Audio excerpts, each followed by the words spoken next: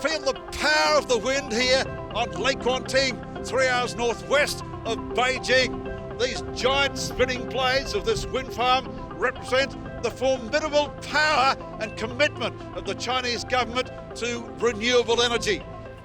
Hello, I'm Grainger. As the world faces an energy crisis, China is taking big steps to increase its renewable energy supplies, cut pollution and address climate change. Already China is the world's biggest producer of renewable energy.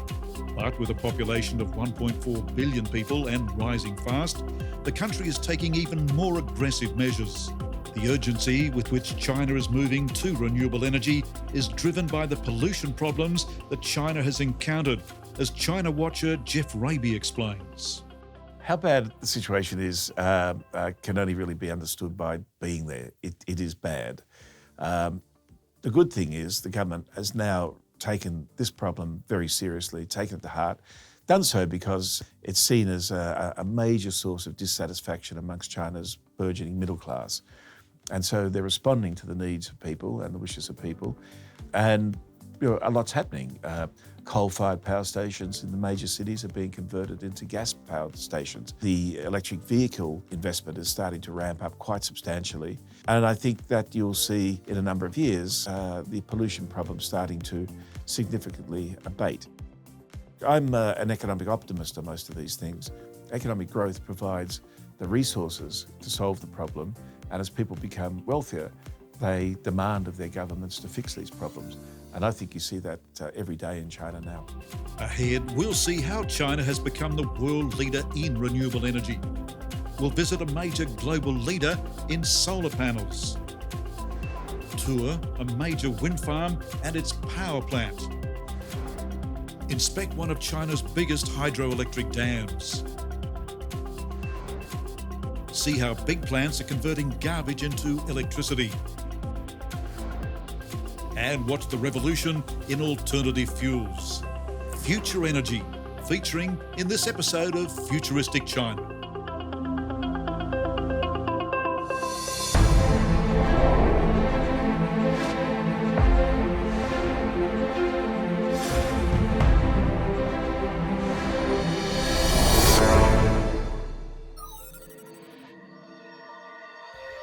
An increasing amount of the Chinese countryside these days is covered by solar panels just like this.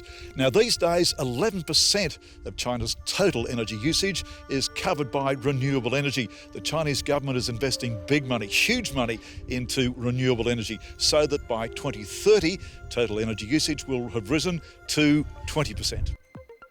What vast arrays of solar panels and other renewable energy suppliers are addressing is China's huge appetite for power. More than 2/3 of the world's primary power is used in China, while the country remains the world's largest emitter of greenhouse gases. The number of solar panel producers in China is growing strongly, with more than 400 Chinese companies now in the business, including China's first solar panel producer, Yingli. For this long-term player, there's a certain military discipline in the air at their vast factory in the city of Baoding, 3 hours south of Beijing. For a long time, Yingli was the world's #1 manufacturer, time that has allowed them to develop a wide range of solar-powered products, including torches and batteries. Yingli General Manager Wang Gang is full of praise for the substantial government grants that allowed them to commence production 2 decades ago. Yingli is the first Chinese factory, and we call factory, to manufacture the solar modules. I remember in 1998, so at that time, the Chinese government gave us some support for this a tough time. A very timely start to begin producing solar panels, very, very timely, given what's happened with the environment, because this is now a world focus, very much a big focus here in China, and Yingli has been able to capitalise on that. Yeah, it's a good question. It's really for the solar. I think the solar electricity is good to the environment, no doubt. At that time, almost all export to Europe, with our market about 97% abroad. What are you doing in terms of research and development? 10 years ago, almost $4 US per watt. And now? Now only 0.3, 0.35, 10 times down, about 10 years. I think this contribution from the not only Yingli, maybe many factories from China and all the world to give more development for the technologies to reduce the price, the cost. So let's look at some Yingli figures. How many people do you employ these days? 30,000, What value does Yingli have these days? nearly 20 billion. That's $4 billion US dollars. That's a very substantial capital. You're a big business. So what do you attribute the great success of Yingli as a business? The first one in China to do this business also have a very good team, not only Chinese people, some guy from US, European countries, even Australia, and a very good team. And also we have a very good culture. How much wattage are you producing in your factory every day? That 10 megawatt per day. Okay, so this is a very, very big production. Yeah, at the beginning, every year, 1 year, we only produce 3 megawatt per year at the beginning. But now 1 day, 10 megawatt, 3 times then per year.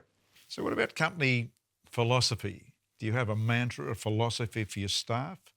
I think we can explain how to your employees as these three like. One is like family, another like military, the third like school. That is our philosophy.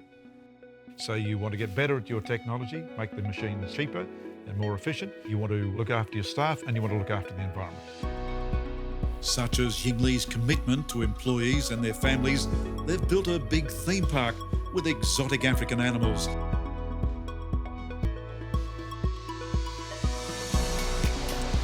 And themed dinosaur exhibits.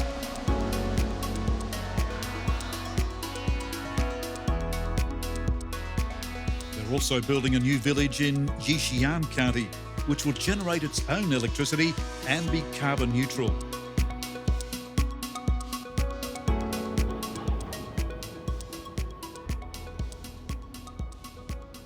One of Yingli's innovations is to create glass panels with these solar arrays that they use to clad their buildings, their walls, their roofs, and to produce enough electricity to heat and cool their buildings and to feed back into the grid.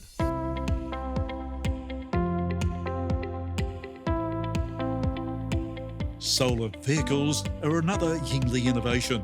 Cars and battery bicycles that are powered by the sun. Even the golf buggy used to get us around Yingli headquarters. Now we notice at your factory you've got a car that's got a solar panel on the top. Is this for production? Yeah, it's our future production. As we cooperate with some car factories together, we want to do some more, not only like the solar plant, to do some things as a car to use solar electricity. Now we just developed this one. So you're seeing the solar panel on top. It's generating electricity. Electric cars are, in fact, the vehicles of the future, are they not? And so a solar panel, a Yingli solar panel on the top of a vehicle, that's very much an exciting prospect for the future. I hope so.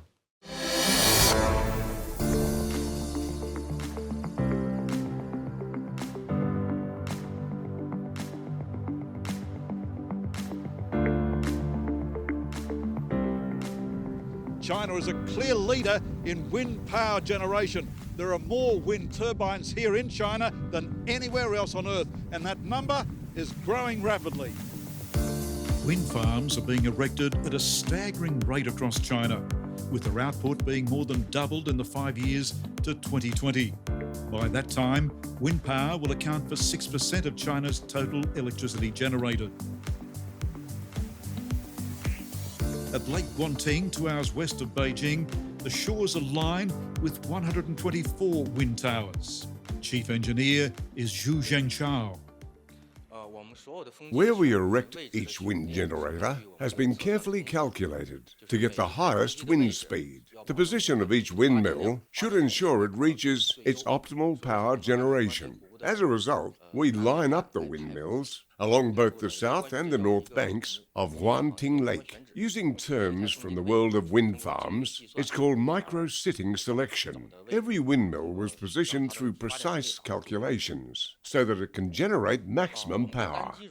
The capacity of one single windmill is 1,500 kilowatts per hour, and that is, when the wind speed reaches 12 meters per second, a single windmill can generate 1,500 kilowatts every single hour. And all over China, more and more wind turbine stations starting all the time. Yes, now that clean energy is developing on a large scale, including wind power and photovoltaic power. For instance, wind power is being developed extensively because wind energy is clean energy. Both wind power and photovoltaic power are pollution-free. Wind power generation is not as stable as thermal power, since it relies on the wind. When the wind is blowing at its strongest, more power will be generated. Less wind means less power. So many, many more wind stations opening across China. Yes, currently every province and city is building wind power stations. You make your living from the wind. How do you feel about the wind? We like wind, because when there is wind, we can generate power.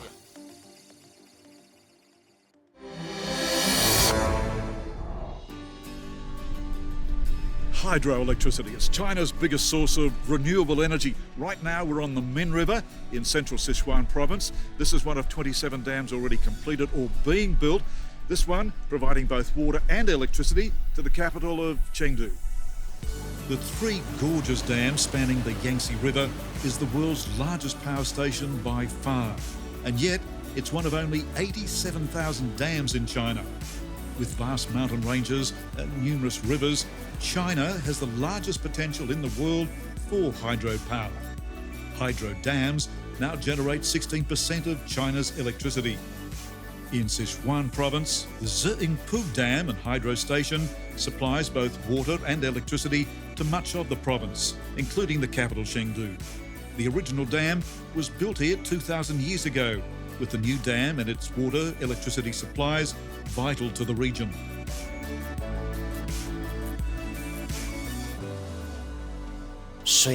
Water is the first element to Jiangdu, a city of abundance. With the construction of the Dujiangyan Water Conservation Project, Jiangdu has been getting good water supplies. 2,000 years ago, Li Bing and his son built the first Dujiangyan Dam. Since then, Jiangdu has had no flood damage, but has been blessed with rich natural resources. A good water supply has allowed food suppliers to meet the public demand. As well, water has irrigated the crops for raw material and ingredients for making meals. Therefore, when Chengdu people enjoy their beautiful food, it is actually the result of the great Dujiangyan Water Conservation Project.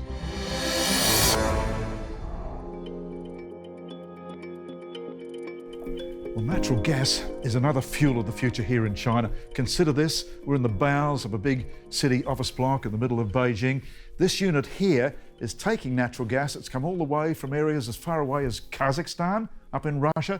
This is converting that natural gas into electricity. Another unit here doing the same thing. And this unit over here is creating heating in the middle of winter and cooling in the middle of summer, servicing more than 10,000 people.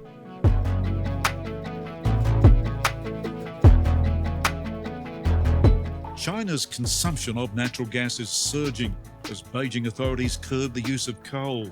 Prices are skyrocketing, with China importing 85% of its LNG from Australia and pipelines laid into Myanmar and eastern Russia. Natural gas will soon account for 1/10 of China's energy needs, with individual apartments and office buildings across China installing their own control rooms. Beijing Enterprises is one major player in the natural gas field, supplying services to 29 provinces, like this control room, and servicing 25 million gas users.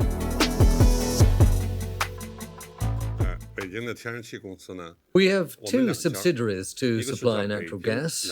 One is the Beijing Gas Group, and the other is the China Gas Group. These two companies supply natural gas to more than 200 cities throughout China. In Beijing, apart from using gas for cooking, most gas is used for heating and generating power. This has saved a lot of coal. In fact, replaced coal. It's played an important role in improving the environment and eliminating smog. Natural gas, yet another of China's future energy sources.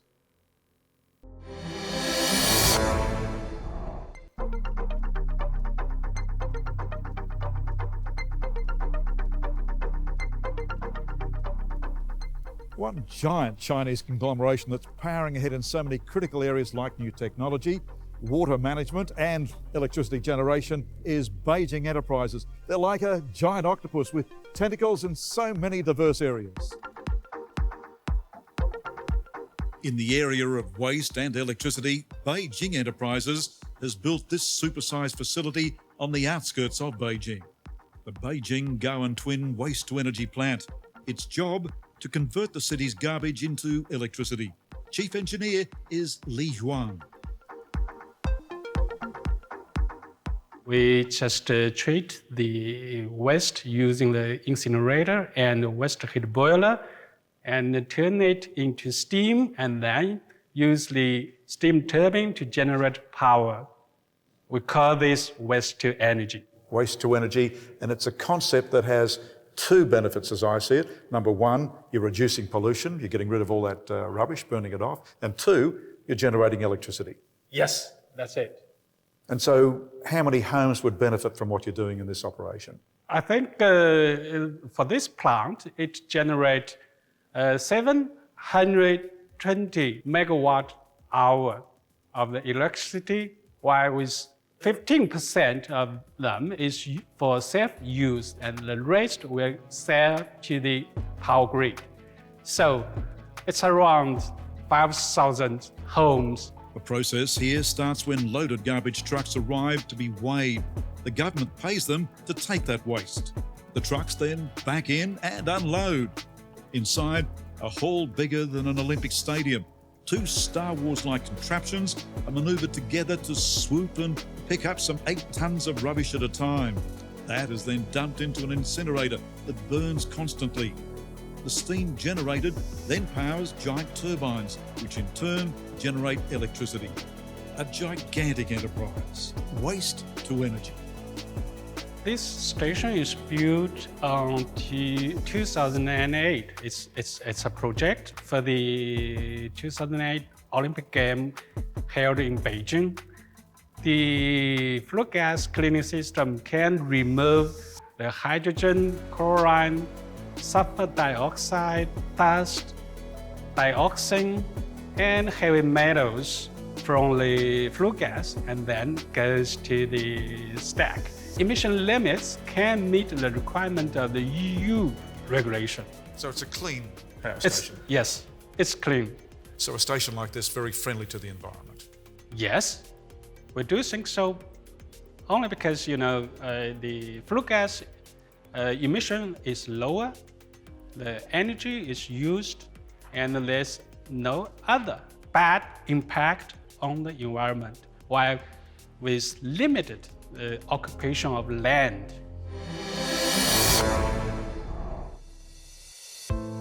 Green energy is also powering cars of the future.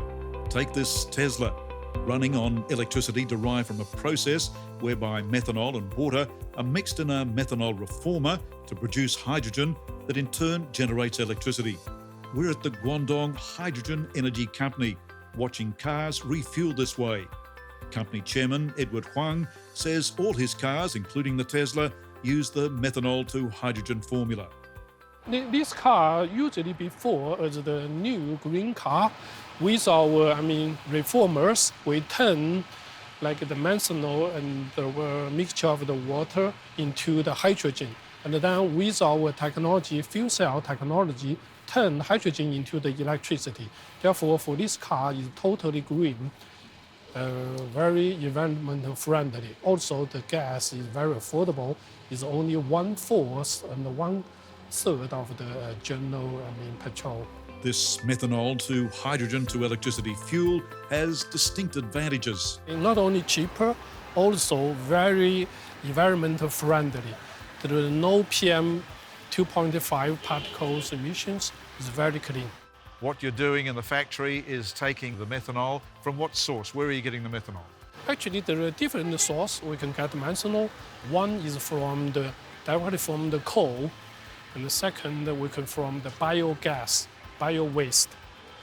All those bio waste from the cities we can turn into the methanol. Already, Edwards' company is producing fuel cells powered this way in remote communication towers right across China. So in generating electricity, the first thing you're doing is generating electricity for telecommunications towers? Yeah, exactly. Actually, telecommunication tower is one of our niche market. Therefore, we supply some remote area, there are no grid. Therefore, we supply electricity for those towers as the major power. So where there's no grid, you'll take in your batteries, you'll take in the methanol fuel, and basically you're powering up those telecommunications towers in very remote regions off the grid. Yeah, because those remote areas, they do have some people who need telecommunications, and they need to use a cell phone or talk with the people, some emergency, some issues. Therefore, they do need those signals. Therefore, we supply the power to help them to generate the electricity and maintain the stations operating. Future energy is very much what you're focused on. Yeah, exactly. We will call the future, like the methanol economy, would be the bright future of all the energy area. There's no doubt that China has an insatiable and growing need for power of all types. For electricity, China uses almost 40% of world consumption. China's booming economy needs lots of power to keep its manufacturing muscle flexing. The world's fastest growing major economy is still remarkably stable, despite a slowdown. Does China see a gap in world leadership, and not just in the climate change area, but also in terms of trade liberalisation?